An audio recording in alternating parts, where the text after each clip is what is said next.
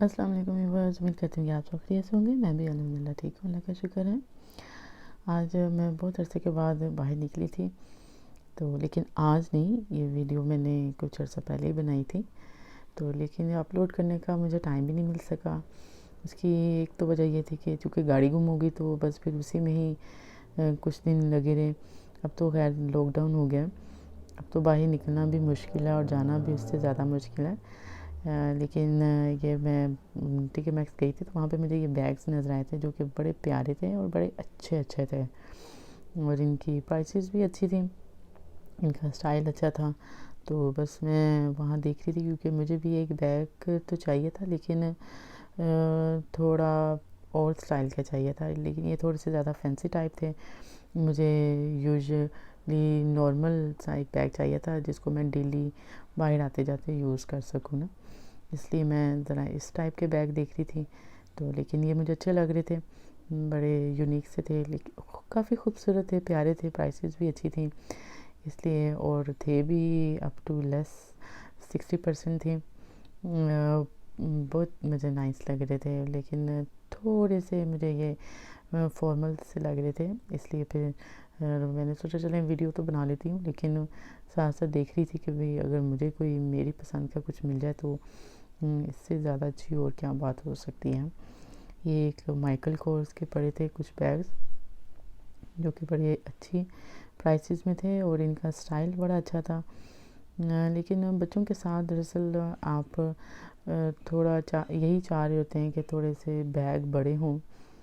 تاکہ آپ ان کے اندر تھوڑی سی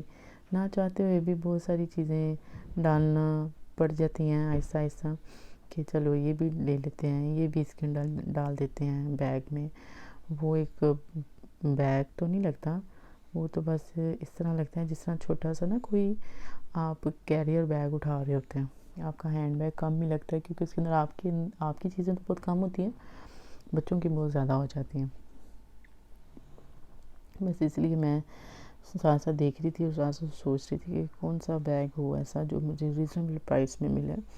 اور جس کو میں ڈیلی پرپس پہ یوز کر سکوں نا۔ اور ساتھ ساتھ میں یہ ویڈیو بھی بنا رہی تھی اور مجھے اچھے بھی لگ رہے تھے، کافی سارے بیگز تھے، کیونکہ جب سے ویسے بھی ہماری گاڑی گم ہوئی تھی تو کہیں جانے کو دل ہی نہیں کر رہا تھا۔ بس پھر ایک دن امی کے ساتھ باہر نکلی تو پھر میں نے سوچا چلیں میں پھر کچھ دیکھ ہی لیتی ہوں، لیکن تب پتہ نہیں تھا کہ لاک ڈاؤن ہی لگ جائے گا، اور پھر اتنا یعنی کہ شدید اس دفعہ لگے گا کہ پہلے تو کہہ رہے تھے کہ فیب تک ہوگا، 15 فیبرری تک ہوئے گا، لیکن اب سنا ہے کہ شاید یہ لاک ڈاؤن مارچ تک چلے گا،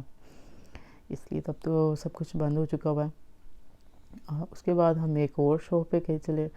تھوڑا سا ہم نے یہ فرنیچر دیکھنا تھا، پھر تھوڑی سی بیڈنگ شیڈنگ دیکھی، تو اس کے بعد بس پھر تھوڑا سا یہ کہہ لیں کہ تھوڑی سی آؤٹنگ ہوئی، تھوڑا باہر گئے، تھوڑا واپس آئے، بس اسی طرح ہی تھا۔ لیکن موسم بڑا سخت خراب ہو چکا تھا اس ٹائم تک، اور یہ سنو ہو رہی تھی، ایک دم سے شروع ہو گئی، تو پھر اس میں تو گاڑی چلانا بھی تھوڑا سا ڈیفیکلٹ ہو جاتا ہے، کیونکہ ہر گاڑی تو سنو پہ ایزیلی نہیں چلتی، کیونکہ اس کے پھر آؤٹ آف کنٹرول ہونے کا ہوتا ہے خطرہ، اس لیے پھر ہم فٹافٹ جلدی سے ذرا گھر آئے۔ تو بس پھر اداسی کے ساتھ ساتھ ذرا خاموشی بھی ہوئی ہے، لیکن پھر بھی اللہ کا شکر ہے، الحمدللہ سب کچھ نارمل ہو رہا ہے آہستہ آہستہ،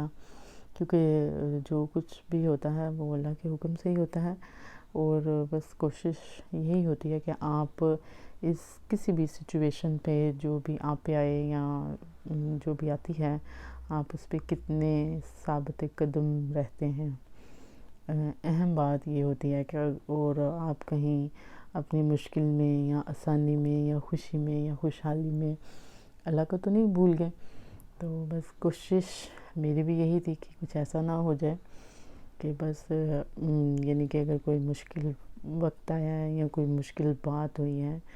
وہ بس اللہ کو زیادہ سے زیادہ ذرا یاد کیا جائے اور اپنی آسانی کے لیے دعائیں کی جائیں، بس یہی کر رہی تھی۔ آج میں نے بنانا ہے جی قیمہ، بھنڈی قیمہ بنانا ہے، تو اس کے لیے تو میں سب سے پہلے اب یہ قیمے میں انگریڈینٹس ڈال رہی ہوں، ساتھ ساتھ سوچا آپ کو ساتھ ایک ریسیپی بھی شیئر کرتی جو کہ بڑا مزے کا بنا تھا اور بڑی ایزی ہے۔ سمپل سا میں نے سب سے پہلے قیمہ لیا تھا، اس کے اندر یہ سارے میں نے مسالے ڈالے اور اس کو میں نے پکنے کے لیے چھوڑ دینا پانی ڈال کے، ٹماٹر ڈال کے۔ تو اس کے بعد یہ جب بن جائے گا تو پھر ہم دوسری سائڈ پہ جو بھنڈی کو اس کو ہم نے تھوڑا سا فرائی کرنا ہے اور پھر ان کو مکس کر دیں گے، ہماری ایک مزیدار سی ڈش بننا شروع ہو جائے گی۔ ساتھ ساتھ گھر کے کام بھی شروع ہو جاتے ہیں اور زندگی بیک ٹو نارمل کی طرف آنا شروع ہو جاتی ہے۔ ایک دم سے شوق تو بڑا لگتا ہے کہ یہ پتہ نہیں کیا ہو گیا، کیوں ہو گیا، کس طرح ہو گیا، لیکن یہ چونکہ ہم لوگ اس بات پہ بلیو کرتے ہیں کہ اللہ پاک کے ہر کام میں کوئی نہ کوئی بہتری ضرور ہوتی ہے۔ جب اس چیز پہ ہم لوگ یقین کر لیتے ہیں نا تو پھر ہمارے لیے اللہ پاک آسانیاں بھی پیدا کرنا شروع کر دیتے ہیں، اور انشاءاللہ اللہ پاک آسانی پیدا بھی کریں گے اور آسانی والے معاملات بھی کریں گے، اور بہترین بلکہ بہترین ہمیں اس چیز کا اجر بھی دیں گے، اور انشاءاللہ ہمیں اس مشکل سے باہر بھی نکالیں گے،